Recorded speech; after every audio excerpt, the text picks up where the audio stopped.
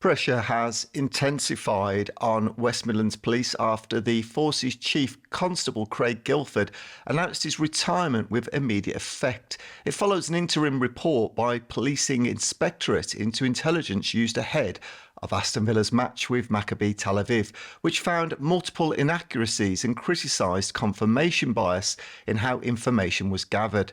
Home Secretary Shabana Mahmood told MPs that she had lost confidence in Mr Guildford's leadership, while the force has apologised for errors and says they were unintentional. On Friday, prior to the announcement of the Chief Constable's retirement, I spoke to our regular politics expert, Dr Steve McCabe, for his view on the situation.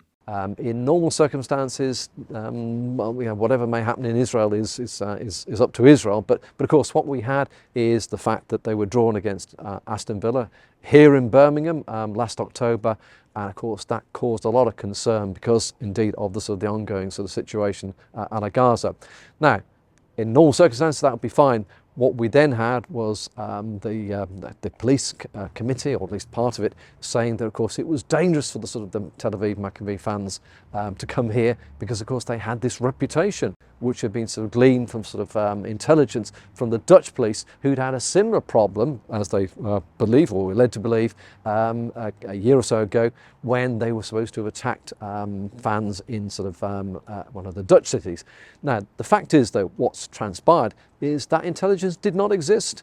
And we have a dreadful, dreadful situation where the West Midlands Police were using false intelligence and indeed putting out false narratives. So fans were banned from attending. The Maccabi Tel Aviv fans were not allowed to come to Birmingham on that basis. But even worse than that, it seems to me now, is that the police were aware of threats to any fans that did travel.